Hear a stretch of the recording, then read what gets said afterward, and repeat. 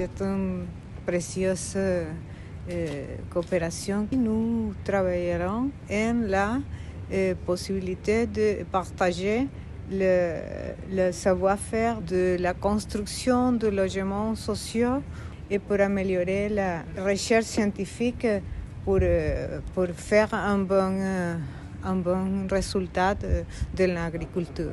Entre le Mali et la République togolaise, on ne parle pas de coopération ou de partenariat, pas de fraternité.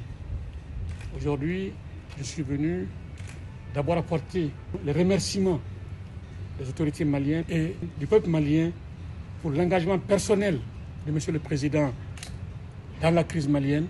Aujourd'hui, les troupes togolaises, au sein des forces des Nations Unies, se trouvent dans les zones les plus déshéritées du pays. Et ceci, nous ne pouvons jamais l'oublier. Et pour ceci, nous disons merci, grand merci au peuple togolais. L'Italie tient énormément à maintenir et renforcer les liens de coopération et d'amitié existants entre nos deux pays et à promouvoir un partenariat réciproquement bénéfique dans tous les domaines possibles, en particulier dans le domaine économique et commercial, parce que je suis convaincue que le Togo pourrait bénéficier de la technologie et de l'expertise de l'Italie, qui est le deuxième pays manufacturier de l'Union européenne, pour transformer ses matières premières, ses ressources naturelles, développer son industrie locale en lien avec le plan national de développement togolais qui est basé sur une croissance durable, inclusive et résiliente au climat.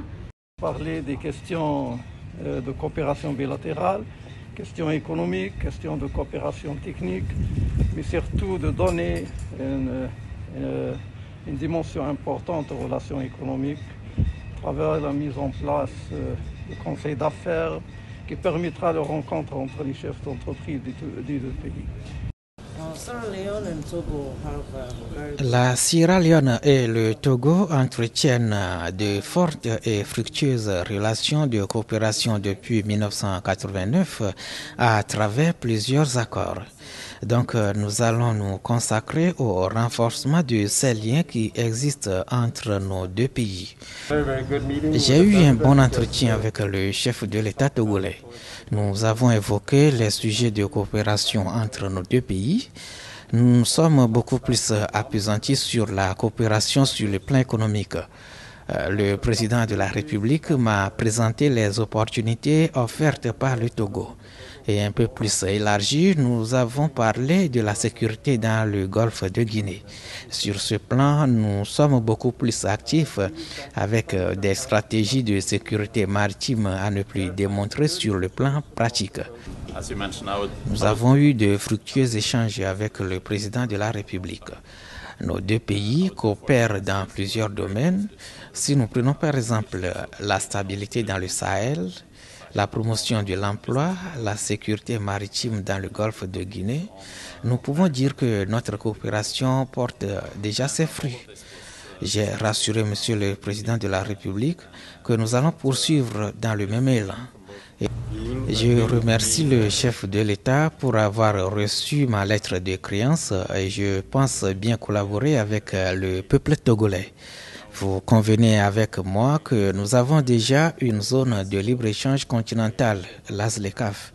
C'est une opportunité pour nous de faciliter l'accès aux débouchés.